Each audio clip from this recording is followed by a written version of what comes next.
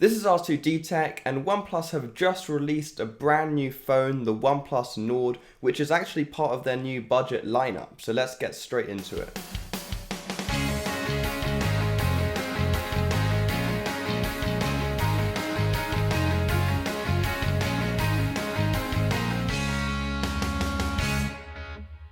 Now, although this phone is technically a budget phone, you do get a very premium build quality. You get the classic glass sandwich with aluminium frame, and you also get very minimal bezels, and that's partially made possible by the pill-shaped camera cutout on the front, which we'll get onto later. Now, the display is a flat display, so it doesn't have any curved edges like the OnePlus 8 Pro, but personally I actually prefer this, and definitely on a budget phone, a curved display is not something that you really come to expect. When it comes to the software experience, you get Oxygen OS 10.5 running over Android 10, which is OnePlus's own skin, but I will say it is very clean and it is very similar to stock Android, so personally I actually prefer it over the complete stock Android experience. In addition to this, OnePlus have always been known to be one of the first to get any updates by Google. So when Android 11 does come out, I think OnePlus phones will be quite quick to get that update, which is always a good thing. Now when it comes to the display, you're getting a 6.44-inch 1080p AMOLED 90Hz refresh rate display.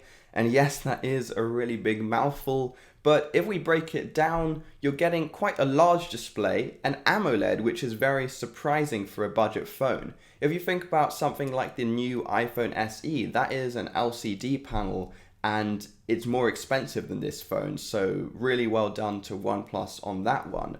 But also what really surprised me is that 90Hz refresh rate on such a cheap phone. What this is going to do is just make the whole software experience much more snappy and fluid, and also when you play games it will seem like there's less lag just because the display is refreshing much more every second. And this is something that you don't come to expect on such cheap phones. I mean, again, if you look at the new iPhone SE, that's just a standard 60Hz panel. So I'm really impressed that OnePlus have managed to provide this on their budget lineup. Moving on to some of the specs though, you get the Snapdragon 765G chipset, which yes is not the 865, but it's actually still very good. So this budget chipset will run very smoothly and will be quite snappy, to be honest, unless you're running some really intense games or anything like that, in which case the 865 would have been preferable, but we do have to remember this is OnePlus's budget lineup, not their flagship lineup. And of course this chipset still has the 5G modem, so if you have a 5G enabled network you can utilize this and get some rapid connectivity. In terms of maxing out the specs, you can get 12GB of RAM, and that comes with 256GB of storage, which is actually pretty insane for a budget phone.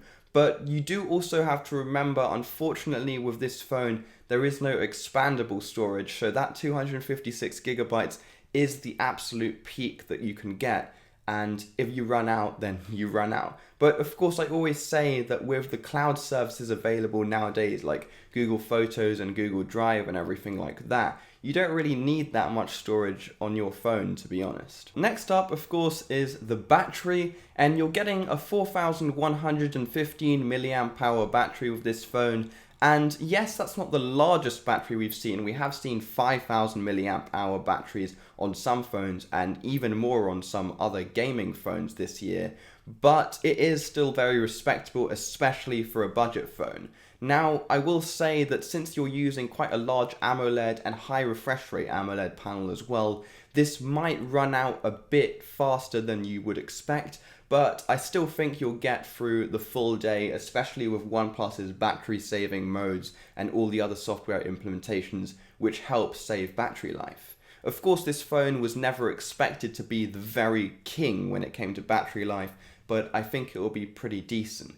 And you do get 30-watt charging, which actually comes in the box. You get a 30-watt charging brick in the box as well. So even if it does run out of battery, you can charge it up pretty quickly anyway, so that's not going to be a problem. Now on to the cameras. OnePlus has never been the very king when it came to camera quality, but they have always provided pretty decent quality out of the box.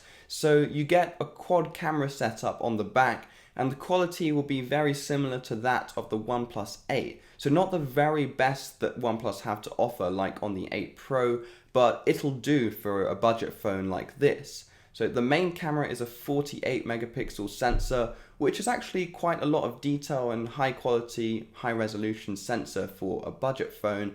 And then you also get an ultra wide, which is 8 megapixels. That's pretty decent for a budget phone.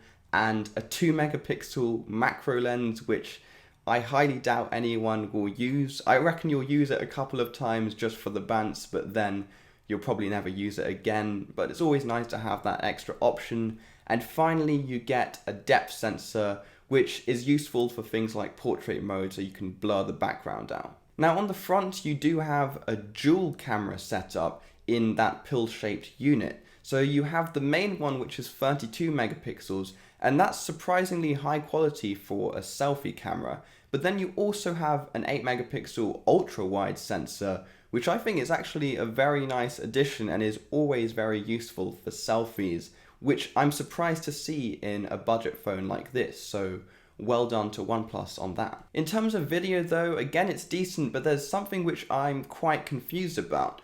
On the back, you can only shoot 4K 30 frames per second, which I could understand since it is a budget phone. But then what confuses me is that with the selfie camera, you can film 4K 60 FPS, which is quite unusual. Normally on most budget phones, it's the selfie camera that can only film 30 frames per second, and then occasionally the main camera on the back can film 60 frames per second. But it seems that OnePlus have kind of switched this up.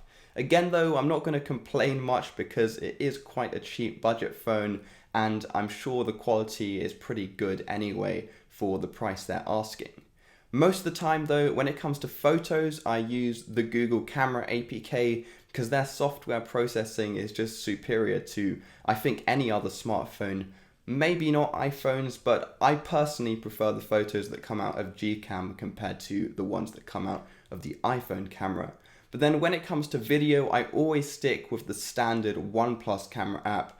I myself have a OnePlus 6 and I always use that app to film, just because I feel like the video that comes out of the Gcam APK is sometimes a bit dodgy. When it comes to I/O, as I mentioned before, you don't get the expandable storage, which is a bit of a shame. But again, since this is a budget phone, that can definitely be excused. And again, those cloud services are always available. But you do get a dual SIM slot, which means if you constantly travel between countries, you can have 2 different SIM cards in there. Or if you're planning on using this as both your work phone and home phone, then that's always a useful feature to have.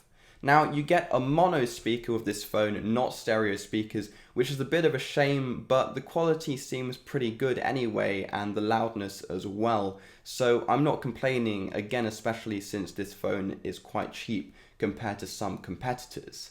You don't get a headphone jack, but I think that train passed quite a long time ago, and OnePlus actually came out now with their own pair of wireless earbuds. So you might want to check those out as well. Just a couple of add-on features though. You do get an under-display optical fingerprint sensor, which seems to be becoming a lot more mainstream on these budget phones, and I definitely like the feature. Of course, it's not as secure as an ultrasonic fingerprint sensor, but I think we can let that slide for the price point which this phone is coming in at. Now, you do also get that OnePlus Face Unlock, which again is optical, so not the most secure.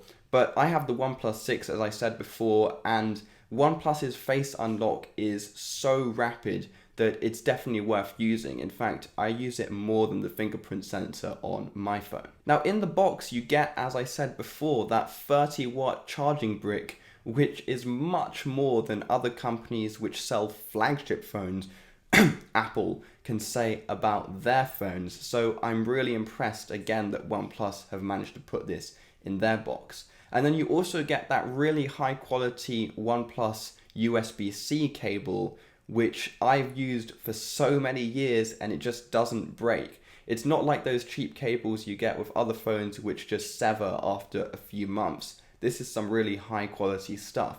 So thank you for that as well, OnePlus. And finally, if that wasn't enough, you also get a really cool semi-transparent sort of case with a cool sort of design on the back.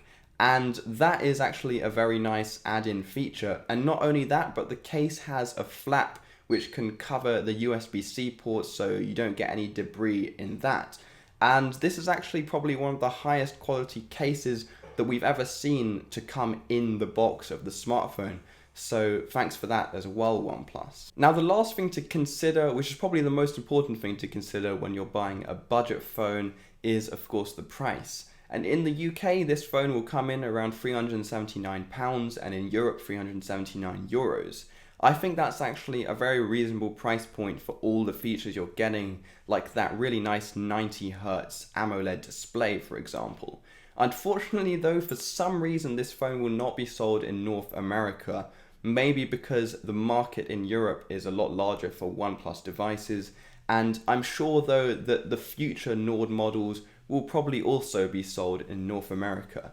At the moment though, it is quite unfortunate. If you live in North America, you can always try and import it, but then of course you have to pay the import fees and then it might not really be worth it. So I would just sit tight and wait for a future model if you do live in North America. Other than that, I think this phone is really impressive, especially for the price point. You're getting a lot of features like that 90Hz AMOLED panel on this budget phone, which other budget phones just wouldn't offer at such a low price.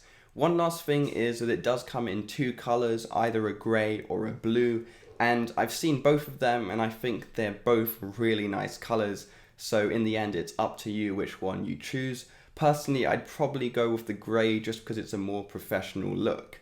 Now, if you did like the video, please consider hitting the thumbs up button. And if you want to see more content like this in the future, then please hit the subscribe button and notification bell below.